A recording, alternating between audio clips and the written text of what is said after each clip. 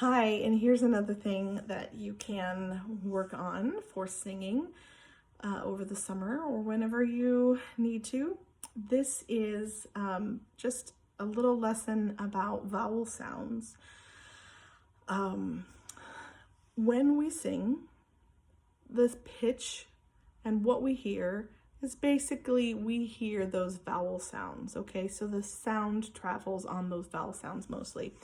And that is what we mostly talk about, having good, vowel sounds that match each other when we're singing in a group or whatever, and vowel sounds that can be very resonant.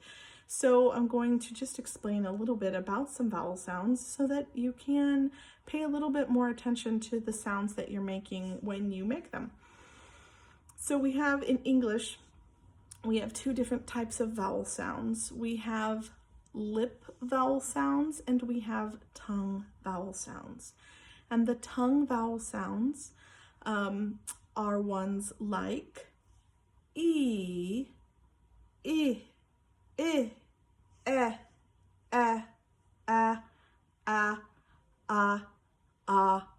ah.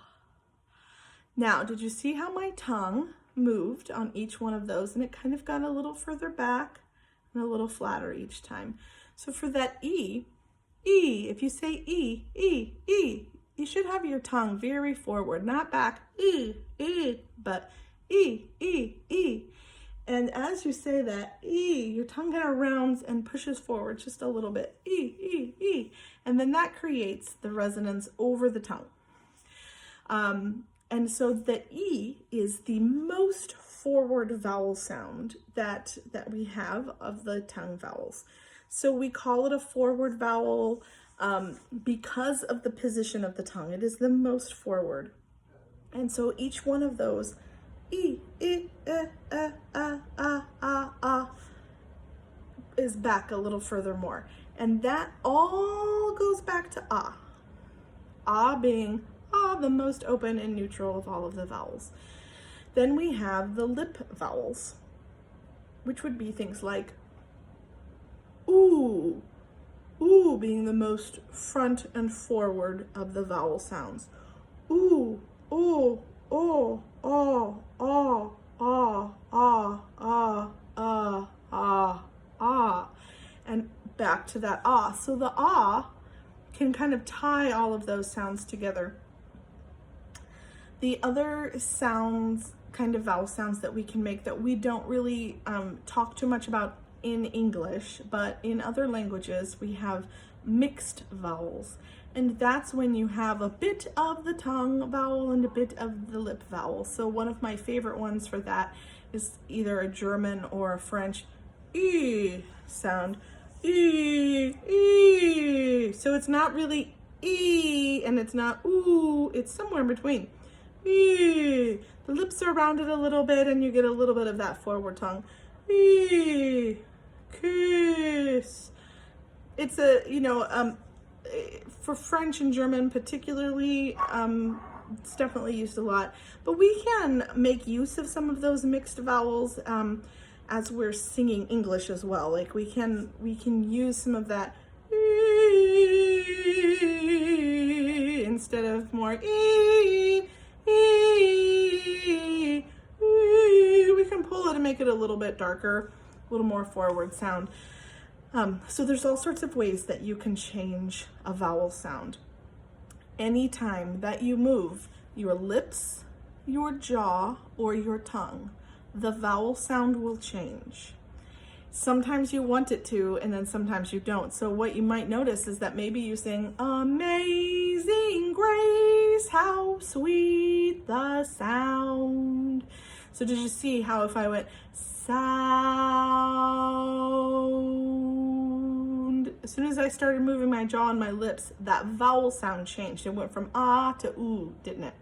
So when you want to keep the vowel sound the same and you don't want a diphthong, so a diphthong is when we have two vowel sounds kind of smushed together that wind up making one sound, like a, cake, a.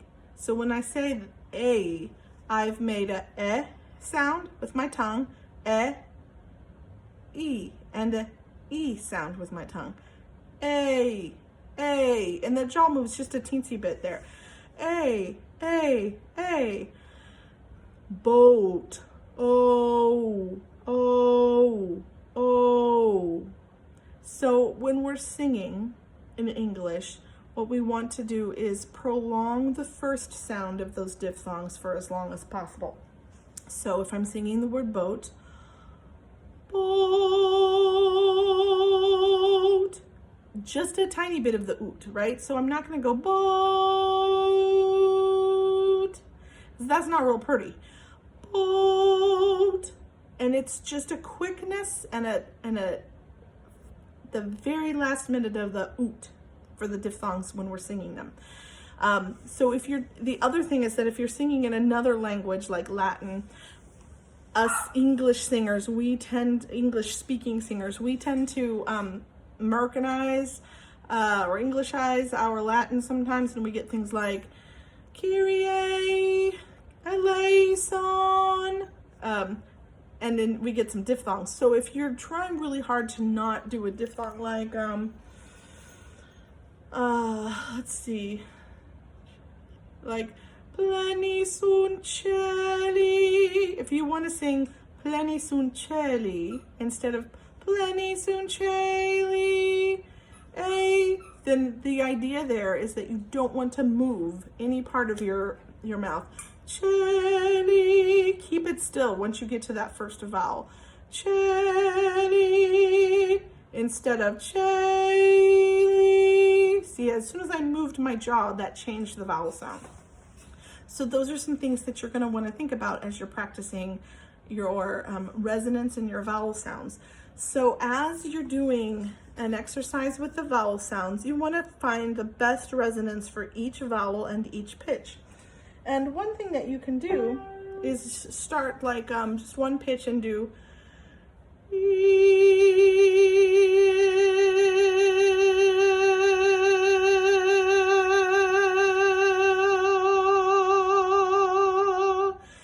and change the vowel sounds with this little bit of movement in between.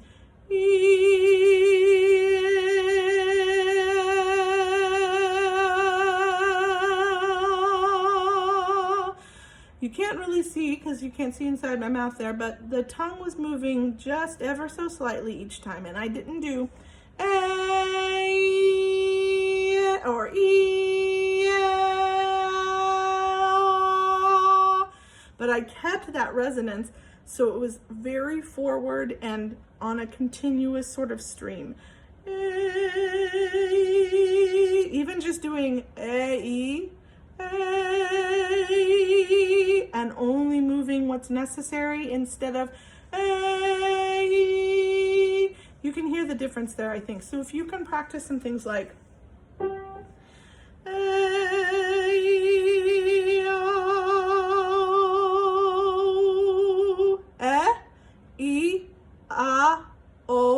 we'll try that. So that's going to take us through from one end, from the forward tongue vowels to the forward lip vowels.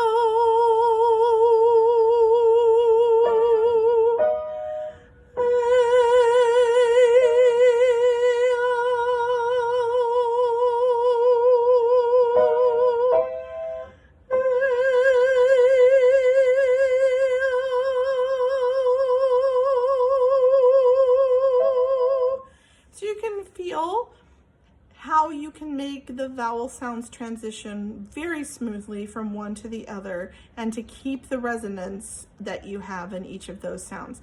So that's a great exercise to work on, to think about really keeping those vowels in a line. We call that like vowel alignment. And remember, as you get higher, you're going to have to modify those vowels a little bit. You're going to have to make the vowels sound a little bit different. I can't sing a high G on an E vowel that is as pure as this. If I sing it with the same space, I can't do that. So my mouth is open a little bit more, but that tongue is still forward, and still you get a instead of it's just a slight difference, and our ears do perceive those differences in acoustics. So there you go. You can now work on your vowel modification and your vowel alignment, or better vowel movements.